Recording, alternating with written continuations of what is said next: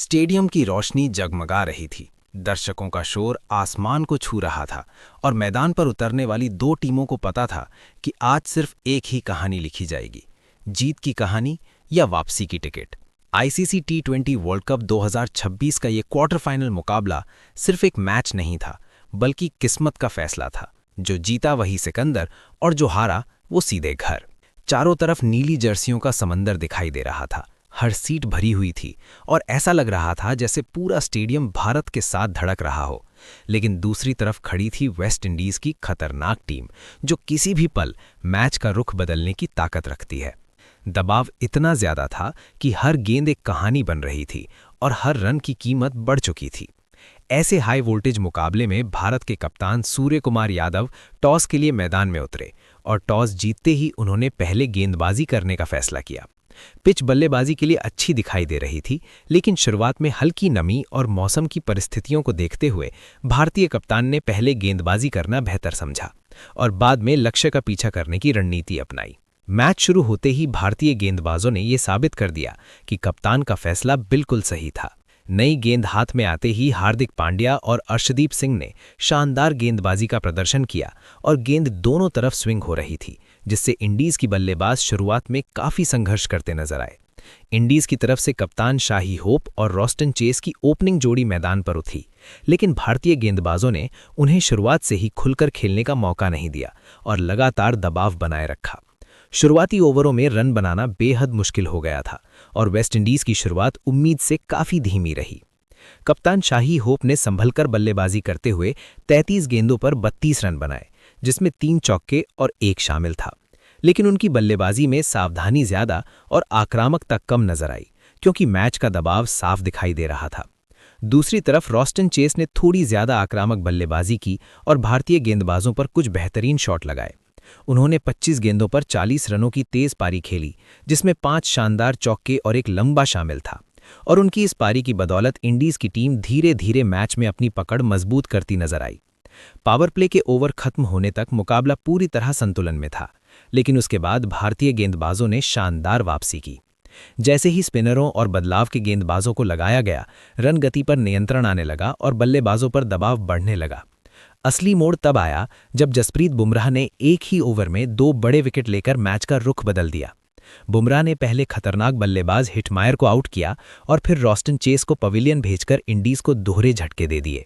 ये वही पल था जब भारतीय टीम पूरी तरह मैच में वापस आती दिखाई दी और ऐसा लगने लगा कि वेस्ट इंडीज की टीम 160 या 170 के आसपास सिमट जाएगी।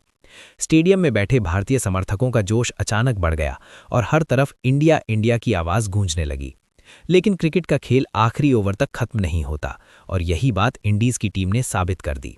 जब लग रहा था कि भारतीय गेंदबाज पूरी तरह हावी हो चुके हैं, तभी रोमन पावेल और जसन होल्डर ने मोर्चा संभाला और बेहद समझदारी के साथ बल्लेबाजी शुरू की। दोनों बल्लेबाजों ने पहले विकेट बचाने पर ध्यान दिया और फिर धीरे धीरे रन गति को बढ़ाना शुरू किया।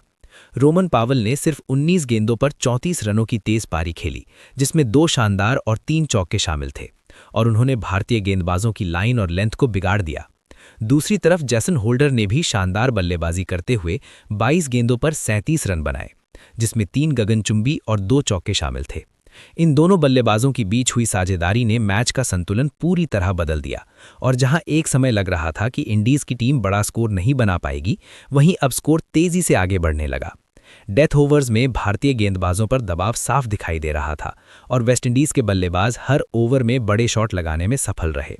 इस तरह वेस्टइंडीज की टीम ने 20 ओवरों में 4 विकेट के नुकसान पर 195 रन बना लिए, जो कि एक बड़ा और चुनौतीपूर्ण स्कोर था। ये स्कोर भारतीय टीम के लिए आसान नहीं था, खासकर एक नॉकआउट मुकाबले में जहां हर गेंद पर दबाव कई गुना बढ़ जाता है। इस तरह भारत के सामने जीत के लिए 196 रनों का लक्ष्य रखा गया और अब मुकाबले का असली रोमांच शुरू होने वाला था। 196 रनों के चुनौतीपूर्ण लक्ष्य का पीछा करने जब भारतीय बल्लेबाज मैदान में उतरे, तो पूरा स्टेडियम नीली जर्सियों के समंदर में डूबा हुआ दिखाई दे रहा था। चारों तरफ सिर्फ एक ही आवाज गूंज रही थी, इंडिया इंडिया, और ये शोर भारतीय बल्लेबाजों के हौसले को और बुलंद कर रहा था। दबाव बेहद ज्यादा था, क्योंकि ये एक नॉकआउट मुकाबला था और हार का मतलब सीधे टूर्नामेंट से बाहर होना था।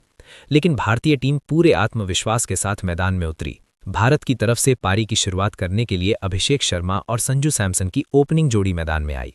अभिषेक शर्मा के पास आज एक बड़ा मौका था कि वो इस अहम मुकाबले में अपनी टीम के लिए मजबूत शुरुआत दिलाते और खुद को साबित करते, लेकिन एक बार फिर वो उम्मीदों पर खरे नहीं उतर सके और 11 गेंदों पर सिर्फ 10 रन बनाकर पवेलियन लौट गए।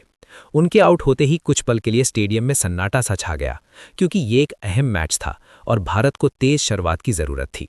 इसके बाद तीसरे नंबर पर बल्लेबाजी करने आए ईशान किशन, जिन्होंने आते ही कुछ आक्रामक शॉट खेलने की कोशिश की, लेकिन वो भी ज्यादा देर तक टिक नहीं सके और 6 गेंदों पर 10 रन बनाकर आउट हो गए, जिससे मुकाबला फिर से संतुलन में आता दिखाई देने लगा।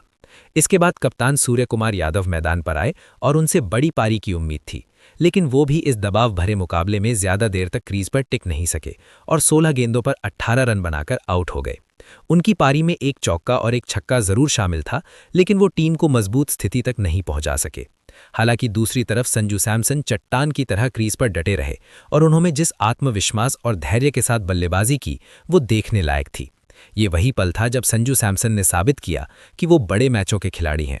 जैसे जैसे मैच आगे बढ़ता गया, संजू सैमसन का आत्मविश्वास भी बढ़ता गया और उन्होंने शानदार शॉट्स खेलते हुए रन गति को बनाए रखा। इसके बाद जब तिलक वर्मा क्रीज पर आए तो मुकाबले का रुख पूरी तरह बदल गया। तिलक वर्मा और संजू सैमसन की बीच हुई साझेदारी ने मैच को पूरी तरह एक तरफा बना दिया। दोनों बल्लेबाजों ने बेहद समझदारी के साथ बल्लेबाजी करते हुए पहले दबाव को खत्म किया और फिर धीरे धीरे मैच को भारत की तरफ मोड़ दिया।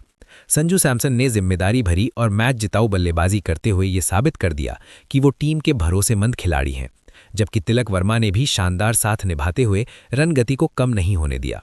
इन दोनों बल्लेबाजों की शानदार साझेदारी की बदौलत भारतीय टीम ने लक्ष्य को आसानी से हासिल कर लिया और क्वार्टर फाइनल का ये बड़ा मुकाबला जीतकर सेमीफाइनल के लिए क्वालिफाई कर लिया, जहां अब उसका मुकाबला इंग्लैंड के खिलाफ होने वाला है। अगर इंडीज की गेंदबाजी की बात करें तो इस अहम मुकाबले में उनकी गेंदबाजी उम्मीद के मुताबिक प्रभावशाली नहीं रही। इंडीज की गेंदबाजी सही लाइन और लेंथ पर लगातार गेंदबाजी नहीं कर सके और भारतीय बल्लेबाजों पर वैसा दबाव नहीं बना सके जिसकी इस बड़े मैच में जरूरत थी। कई मौकों पर गेंदबाजों ने ढीली गेंदें डाली, जिनका भारतीय बल्लेबाजों ने पूरा फायदा उठाया और धीरे धीरे मैच को अपनी पकड़ में कर लिया। आखिरकार भारत ने शानदार प्रदर्शन करते हुए ये मुकाबला जीत लिया और सेमीफाइनल में अपनी जगह पक्की कर ली और इस जीत के साथ भारतीय टीम ने यह संदेश दे दिया कि वो इस टूर्नामेंट की सबसे मजबूत दावेदारों में से एक है।